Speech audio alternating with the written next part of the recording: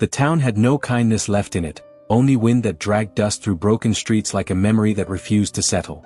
It sat at the edge of nowhere, where the horizon looked permanently unfinished, as if the world had grown tired while building it and simply stopped trying. Wooden signs creaked above empty porches. Horses dozed with reins half-tied. Men spoke less than they spat. And every door seemed to close a little too quickly, as though it feared what might ask to come inside. That was where she arrived. No carriage waited for her. No familiar name called out. Only the crunch of dry earth beneath worn boots and the faint weight of a small trunk that held everything she still owned in this world. Inside it, folded with careful hands, were a few dresses, plain but stitched with patience, and a sewing kit wrapped in cloth so old it had softened like skin. Her name had once meant something in a different life. Here, it meant nothing at all. She did not correct anyone when they assumed she was just another drifter looking for work. It was easier that way. Silence had become her most reliable companion. A half-collapsed general store sat near the center of town, its windows dusty but still open to trade. The sign above it read supplies and goods, though it looked like it had been too long since either word had been true. The owner, a thin man with tired eyes, took one look at her and motioned toward a corner table. "You sew?" he asked. "Yes," she said. That was enough. No questions about where she came from. No curiosity about why a woman alone would arrive in a place like this. In the frontier, usefulness mattered more than story. So she began work. At first, it was simple things: patching worn trousers, mending torn sleeves, reinforcing seams that had given up under years of labor. Miners brought shirts that smelled of iron and sweat. Cowboys dropped off jackets stiff with dust and sun. Sometimes, they paid in coins. Sometimes, in food. Once, in silence and a nod that meant gratitude but had forgotten how to say it. Her fingers learned the rhythm of survival. Needle in. Thread pulled. Fabric held together where life had tried to tear it apart. Days passed like that, slow, repetitive, almost invisible. And yet, something in her remained awake. There were whispers in the town. Always whispers in places like this. They spoke of a ranch beyond the western hills. A man who lived there alone. Caleb Ward. A name spoken with a strange mix of respect and distance, like a fire no one dared sit too close to. He was said to be strong enough to break a horse with his bare hands, yet quiet enough that people forgot his voice existed. Some said he had once been a man who loved deeply. Others said he had buried that part of himself with his wife and never dug it back up. No one visited his ranch unless they had to. No one stayed long when they did. She did not ask about him. Not at first. But stories have a way of settling into quiet places, especially when a person has too much silence of their own. It happened on a late afternoon when the sun had begun to tilt toward gold but had not yet decided to leave. A boy from the edge of town dropped a bundle onto her table. It landed with a dull thud. "This came from Ward's ranch," he said quickly, as if saying too much might invite bad luck. She opened it carefully. Inside was a shirt. Or what remained of one. The fabric was torn across the shoulder, stained dark in places where time had dried something it did not wish to remember. The stitching had failed in several seams. One sleeve hung by a thread. It was not just worn, it was endured. Her fingers paused over it. There was something in the way it had been damaged. Not careless destruction. Not accident. It had the shape of a life lived hard, alone, and without complaint. She ran her thumb lightly along the fabric. It felt heavy. Not with weight. With history. "Fix it?" the boy asked. She nodded once. "Bring it back when it's done," he added, already turning away. Folks don't like going up there unless they have to. When he left, the room felt quieter than before. She should have set it aside. Should have treated it like every other garment that crossed her hands and left again without meaning anything more. But she didn't. Instead, she worked on it as the light faded outside. Needle pierced fabric with slow precision. Thread drew the torn edges together. Each stitch was small, almost invisible, but together they rebuilt something that had once been undone. And as she worked, she began to notice things she should not have cared about. The fabric was old, but well chosen. Expensive once, perhaps. Faded now, like a memory that refused to fully disappear. There were initials stitched faintly inside the collar. CW. Her hands slowed. She did not know why, but she imagined the man who wore it, not as a name in a story, but as a presence. Broad shoulders. Hands worn by work. Eyes that had once looked at the world without hesitation. And then something had changed. Something had taken that certainty away. Outside, the the wind pressed against the wooden walls of the store. A distant sound of a train echoed and disappeared, as if even it did not want to stay. She tied off the final stitch as night settled fully over the town. The shirt was whole again. Not new. Not perfect. But no longer broken. She held it for a moment longer than necessary, feeling the strange weight of having repaired something that felt larger than cloth. Then she folded it carefully. Set it aside. And yet, even as she did, she knew she would not let it stay there. Because for reasons she did not yet understand, she wanted to see the man who wore it. Not the rancher. Not the name. But the loneliness behind it.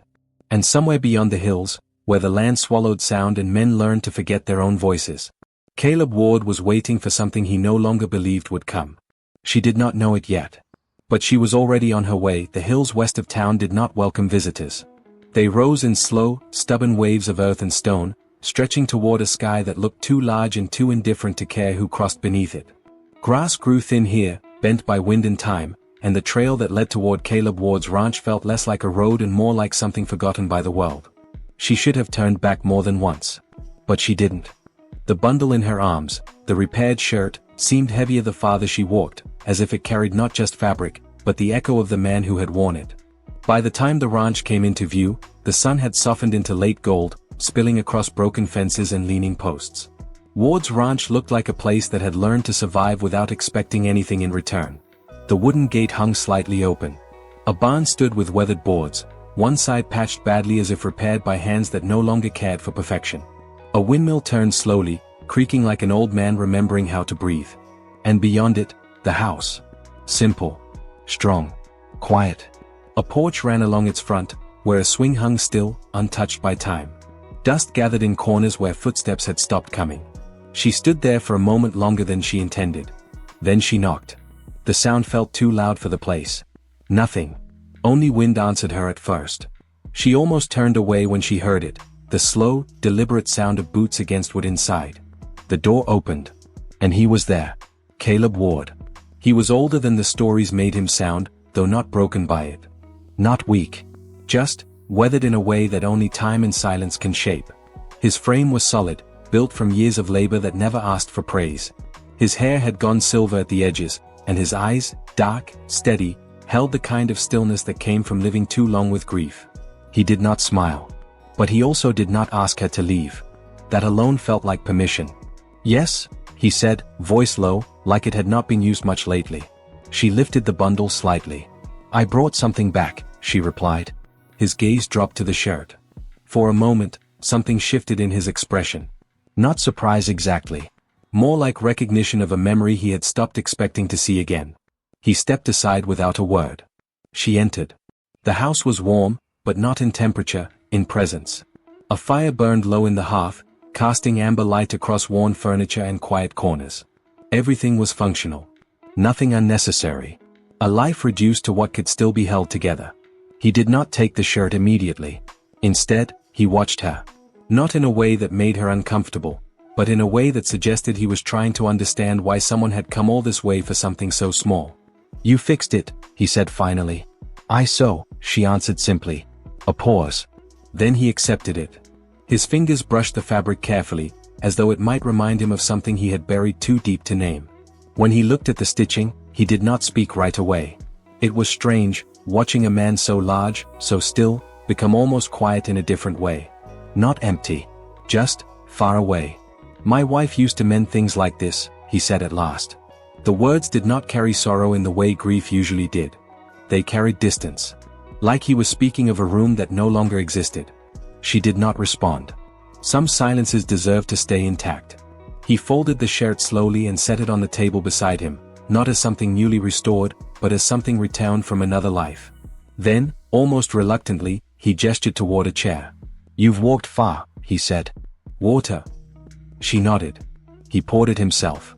The act felt unfamiliar in him, like hospitality was something he had not practiced in years.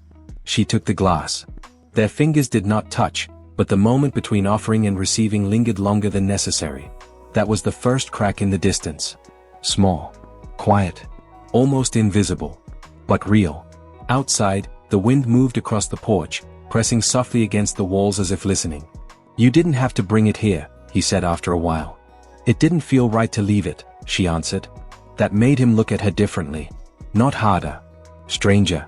As if he was realizing she wasn't just passing through like others. Not just doing a task and leaving.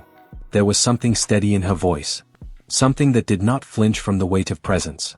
He leaned back slightly in his chair, studying her more openly now. "What's your name?" he asked. She hesitated. Not because she didn't know it, but because names had once been used like judgments in her life. "Evelyn," she said at last. It sounded foreign in this house, as though it belonged to a softer world. "Evelyn," he repeated once, testing it quietly. Then he nodded, as if accepting it. After that, conversation did not come easily. But silence did not feel empty anymore. It settled between them like something that had been missing from both their lives for too long. She noticed things while she stayed. The way his hands never fully rested, even when he sat still. The faint scar across his knuckles. The careful way he avoided looking too long at certain corners of the house. As if memories lived there and he did not trust them not to speak. And he noticed her too. The steadiness of her sewing kit when she set it down. The way her eyes did not wander nervously like most strangers. The patience in her movements, as if she understood that not everything broken needed to be rushed into repair. At one point, he spoke again. "You're not from around here." It wasn't a question. "No," she said. Another pause. Most people would have asked more. Demanded story. Explanation. Reason. He did not. Instead, he simply nodded as if that alone was enough truth for now. The fire crackled softly between them.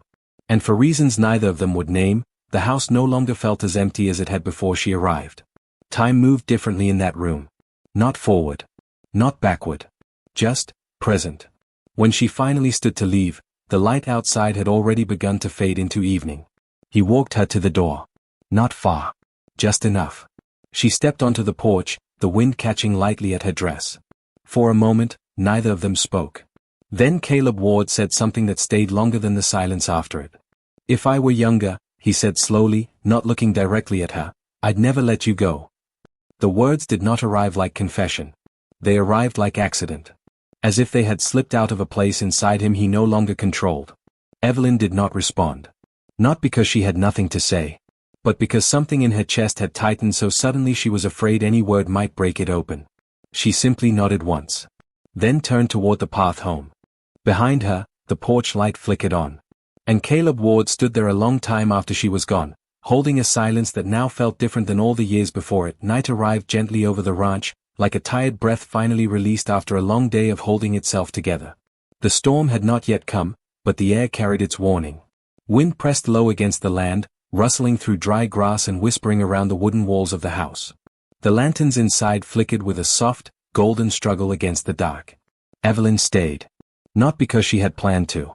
But because the road back had already lost its urgency somewhere between silence and understanding. Inside the ranch house, the world felt smaller. Closer. Real in a way she had almost forgotten places could be. Caleb Ward moved slowly through the room, as if time itself required permission to follow him. He added wood to the fire without speaking. The flames answered with a quiet rise, painting the walls and shifting amber light. She sat near the table, fingers resting lightly beside her sewing kit. The shirt she had repaired lay folded there. But it no longer felt like just a garment. It felt like a thread connecting two lives that had no reason to touch, and yet had. Outside, the first drops of rain began to fall. Soft at first. Then steady. Then insistent. It tapped against the roof like distant footsteps returning after years away. Caleb stood by the window for a long time, watching the storm gather itself across the hills. His reflection in the glass looked older than the man in the room. "You shouldn't have come today," he said quietly. "I chose to," she answered. That made him exhale slowly, almost like the idea itself weighed something off his chest. For a while, neither of them spoke. The fire became the only voice in the room. Then Evelyn picked up the shirt again, running her fingers along the stitches she had made. The seams were clean. Strong. Not perfect, but honest. Who was she? She asked softly. He did not ask which she. He already knew. His jaw tightened slightly. "Marianne," he said after a pause. "She used to fix everything I broke, even the things she couldn't see." The name did not sound like pain in his voice. It sounded like something that had already been lived through too many times to hurt sharply anymore. "She died young," he continued, still looking out the window. "Fever took her before winter ended." The fire crackled. Evelyn's hand stopped moving. Not out of shock, but out of respect for the shape of what he was giving her.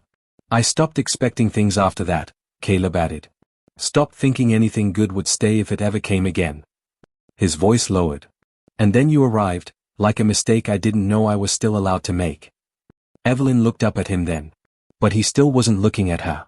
As if the truth was easier spoken into the storm outside than into a person standing too close. The silence that followed was not empty. It was full of everything neither of them had yet dared to name.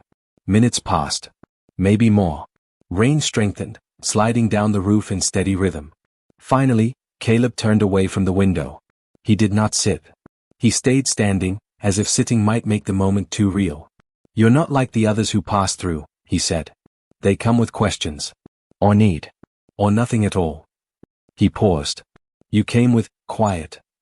Evelyn's fingers tightened slightly around the shirt. I didn't plan to come here, she admitted. That made him look at her directly for the first time since evening began. There it was again, that stillness in his eyes. Not emptiness. Not hardness. Something more dangerous than both. Attention. I didn't plan for you to stay either, he said. A faint, almost reluctant half-smile touched the corner of his mouth, but it did not last. Because the truth beneath it was heavier than humor could carry. He walked slowly toward the table. Not close enough to cross the boundary between them completely. Just enough to exist in the same gravity. His gaze dropped to the sewing kit. You make broken things look temporary, he said. That's what they are, she replied softly. Temporary, if someone tries. That answer lingered between them longer than expected. Caleb's hand rested on the back of a chair, gripping it lightly, not as support, but as restraint. Outside, thunder rolled in the distance. Low. Approaching. He finally spoke again, but this time his voice had changed. Not louder. Not softer. Just, closer. If I were younger, he said slowly, almost as if he had to force the words through something inside him, I'd never let you go. The same sentence. But this time it did not fall by accident. It was chosen. Evelyn's breath caught, not sharply, but deeply, as if something inside her had shifted its weight. She set the shirt down carefully. Not because she was leaving it. But because her hands needed to be free for what was coming next. You say that like age decides everything, she said at last. Caleb did not answer immediately. Outside, rain thickened again. Evelyn stood. Not abruptly. Not in retreat. In certainty. She took a slow step closer, not crossing into him, but closing the distance that fear had been holding in place. I don't see a younger man standing there, she continued softly. I see a man who still knows how to notice when something worth keeping walks into his house. Caleb's expression tightened slightly at that, like the words hit somewhere he had long kept covered. I am not what I was, he said. Neither am I, she replied. That silence after her words felt different. Less like distance. More like recognition. Caleb looked at her for a long time then. Really looked. Not as a guest. Not as a stranger. But as something far more dangerous in a lonely man's world. A possibility. The fire shifted again, throwing moving light across both of them. Shadows softened. Edges blurred. And for the first time since she arrived, Caleb Ward did not look like a man waiting for life to end quietly. He looked like a man realizing it might still begin again. Outside, the storm finally broke fully over the ranch. But inside, something else, quieter, deeper, had already begun to change shape.